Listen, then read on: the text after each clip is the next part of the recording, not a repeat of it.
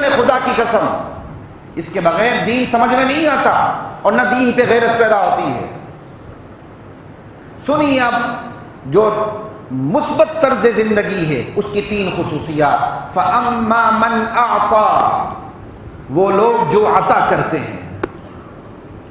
یہاں بہت سے اردو مفسرین نے کہا مال عطا کرتے ہیں، کیونکہ ہمارے ہاں اردو اسلوب میں جب عطا کا لفظ آتا ہے تو وہ مال سے جڑ جاتا ہے، کوئی یہ نہیں کہتا میں نے جان عطا کر دی۔ تو ہمارے اردو مفسرین اس میں پھنس گئے، انہوں نے عطا کو مال تک محدود کر دیا۔ الحمدللہ ثم الحمدللہ، تفسیر کے قواعد سے الحمدللہ واقف ہوں۔ اعطا یہاں آبجیکٹ ذکر ہی نہیں کیا گیا، سبجیکٹ آبجیکٹ ہوتا ہے نا، ورب سبجیکٹ آبجیکٹ، یا پورا سبجیکٹ پورا پریڈیکیٹ ہوتا ہے، یہاں آبجیکٹ ذکر ہی نہیں کیا گیا۔ اور قرآن کریم میں جب مفعول بھی آبجیکٹ ذکر نہیں کیا جاتا تو اس کے اندر عمومیت پیدا ہو جاتی ہے۔ فَأَمَّا مَنْ أَعْطَى، جو عطا کرتے ہیں، جو دیتے ہیں۔ کیا دیتے ہیں؟ کوئی قید نہیں، مال دیتے ہیں، جان دیتے ہیں، اولاد دیتے ہیں، عزت قربان کر دیتے ہیں، اپنا ماحول قربان کر دیتے ہیں، اپنی دنیا داؤ پہ لگا دیتے ہیں ایک اللہ کے لیے۔ اور اس کی تشریح میں آپ کو قرآن سے کروں گا، تفسیر القرآن بالقرآن الحمدللہ۔ عطا کا ان للمتقین مفازا، متقین کے لیے کامیابی ہے، حدائق باغات ہیں، ان للمتقین مفازا حدائق واعنابا، انگور کے باغات ہیں، وکواعب اترابا، ہمسن بیویاں ہیں، وکأسا دہاقا، چھلکتے ہوئے جام ہیں، لا یسمعون فیہا لغوا ولا کذابا، اور انوائرمنٹ بھی ایسی ہے، کوئی جھوٹ نہیں، کوئی لغو بات نہیں۔ وہی اتنی بڑی نعمتیں کا جزاء من ربک عطاء حسابا، یہ تیرے رب کا بدلہ ہے، یہ تیری رب کی عطا ہے۔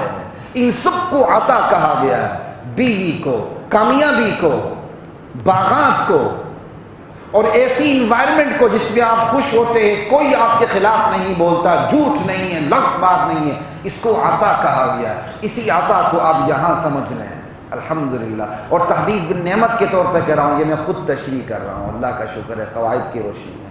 فَأَمَّا مَنْ أَعْطَى، جو عطا کر دیتا ہے، کیا؟ اپنی جان عطا کر دیتا ہے، اپنی دنیاوی کامیابی کو قربان کر کے اسلام کو وہ عطا کر دیتا ہے، دے دیتا ہے، اور یہ اپنی بیوی بچوں کو اسلام کے نام پہ قربان کر دیتا ہے، عطا کر دیتا ہے، اپنے وہ پورے گرم چمک والے ماحول کو چھوڑ کے اس کو اللہ کے لیے قربان کر دیتا ہے، اور اپنی اچھی سی اچھی چیز کو اللہ کو عطا کر دیتا ہے۔ فَأَمَّا مَنْ أَعْطَى، یہ ایک خوبی ہے۔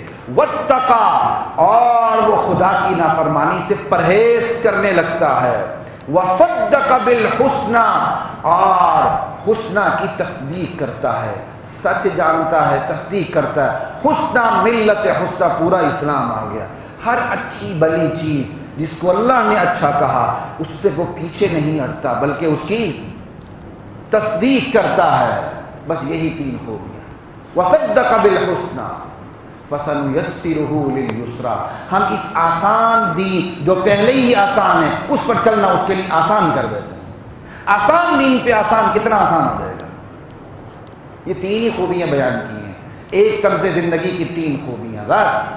فَأَمَّا مَنْ أَعْطَى وَاتَّقَى وَصَدَّقَ بِالْحُسْنَى۔ حسنہ کا تھوڑا سا کھولتا ہوں، وقت کا میں میری کوشش ہے، ایک تو 3-4 منٹ میں خود ہی لیٹ ہو گیا، افسوس ہے۔ حسنہ کو تھوڑا سا، حسنہ پورے اسلام کو کہتے ہیں۔ آج مرد بھی اتنا ہی اسلام کو قبول کرتا ہے جتنا اس کے مفاد کو زک نہ پہنچے، عورت بھی اتنی ہی اسلام کو قبول کرتی ہے جتنے اس کے مفاد کو زک۔ عورت کے 3 میراث میں میرا حصہ ہے، بالکل سچ بولتی ہے، ملنا چاہیے، لیکن عورت سوکن کو برداشت کرنے کے لیے تیار ہی نہیں ہے۔ اپنے مفاد کے لیے اسلام کا حوالہ، اور جہاں اپنا مفاد قربان ہو رہا ہو وہاں وہ تیار نہیں ہے۔ دیکھیں نا حسنہ کیا ہوا، یہی تو 3 خوبیاں ذکر کی، بڑی جامعیت ہے ان چیزوں میں۔ جو عطا کرتا ہے، پرہیز کرتا ہے نافرمانی سے، تصدیق کرتا ہے ہر دین کی بات کی، یا اللہ میں عمل کروں نہ کروں لیکن کہہ تو سچ رہا۔ میری ایک اسٹوڈنٹ تھی یونیورسٹی میں، اللہ اسے جزا دے، جب وہ اس نے میرے اس لیکچر کو سنا تو اس نے مجھے کہا سر میں خواتین میں بات کرتی ہوں اور میں اس چیز کو برحق سمجھتی ہوں، چاہے میں خود عمل کر سکوں یا نہ کر سکوں، لیکن میں اس چیز کو سچ سمجھتی ہوں، تصدیق کرتی ہوں کہ اللہ نے مرد کو ایک وقت میں 4 شادیوں کی اجازت دے رکھی ہے۔ اور کہیں رمضان کے آخری عشرے میں کہیں ایسا پروگرام ہوا کہیں کسی چینل پہ، تو وہاں وہ ہوسٹ میرے پیچھے پڑ گئے کہ اسلام میں جبر تو نہیں ہے، اگر دوسری شادی بندہ کرتا ہے تو پہلے کوئی اجازت ہونی چاہیے، پہلی بیوی کو ساتھ رہے یا نہ رہے۔ لیکن وہ سمجھدار تھی، دین کو سمجھنے والی تھی، اللہ اسے خوش رکھے۔ میں نے اسے سمجھانے کی کوشش کی کہ اسلام میں جبر تو نہیں۔ میں کہا واقعی جبر نہیں، لہٰذا آپ مردوں پہ جبر نہ کریں۔ میں کہا واقعی جبر نہیں ہے، لہٰذا آپ مردوں پہ جبر نہ کریں۔ کہتے کہاں لکھا ہے وہ 2 2 3 3 کرے تو پہلے ساتھ رہے؟ میں کہا یہ 2 کا لفظ بتا رہا ہے، 2 تبھی ہوں گی جب پہلے ساتھ رہے گی، 3 تبھی ہوں گی جب پیچھے 3 رہیں گی، 4 تبھی ہوں گی جب پیچھے۔ کہا قرآن نے یہ بھی تو کہا انصاف نہیں کر سکو گے۔ میں کہا آیت پوری پڑھ لو کیا لکھا ہوا۔ تم اپنی بیویوں میں انصاف نہیں کر سکو گے، لیکن ایک طرف لڑک نہ جاؤ۔ انصاف سے مراد غیر اختیاری انصاف ہے، ایک بیوی سے آپ کا دل زیادہ لگتا ہے، لیکن اس کا یہ مطلب نہیں کہ دوسری بیوی کو بالکل آپ لٹکا کے چھوڑ دیں، اور اس کا بھی حقوق ادا کرتے رہے، یہ مطلب ہے۔ یہ نہیں کہ انصاف نہیں کر سکو لہٰذا سب کو چھوڑ کے ایک پہ آ جاؤ۔ لا الہ الا اللہ۔ یہ آپ کو صرف میں نے ایک مثال دی کہ یہ 3 خوبیاں پوری طرز زندگی کی نمائندگی کرتی ہیں۔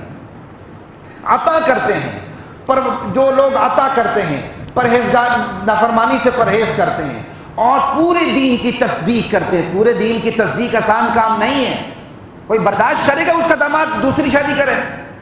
خود کر لے گا، داماد کرے گا تو برداشت؟ یہی تو اسلام ہے، برداشت کرو بھائی۔ وصدق بالحسنی، اسی کا تو نام ہے۔ بھائی آپس میں شریعت کے مطابق جائیداد تقسیم کرتے ہیں، بہن کی باری آتی تو معاف کروا دیتے ہیں، برداشت کرو نا بھائی، دو اسے۔ چند دن پہلے کسی بھائی نے اپنی بہن سے کہا کہ ہم آپس میں جائیداد تقسیم کرتے ہیں، والد سے بات کرتے ہیں، یہ ایسا کر لیں، جہاں جہاں تعمیر ہوئی ہے وہ ہم آپ کو دینے کے لیے تیار نہیں۔ انا للہ و انا الیہ راجعون۔ کیا بات ہے یار، کہاں گیا وصدق بالحسنی؟ یہ 3 صفات پوری طرز زندگی کی نمائندگی کرتی ہیں۔ اب کیا ملے گا ان کو؟ فَسَنُيَسِّرُهُ لِلْيُسْرَىٰ، انہیں اللہ کہتے ہیں میں ان کے لیے آسان، دین پر چلنا آسان کر دوں گا۔ بھائی دین تو اگلی صورت میں تو دین کو دشوار گزار گھاٹی کہا گیا ہے، یہاں کہا جا رہا ہے آسان ہے۔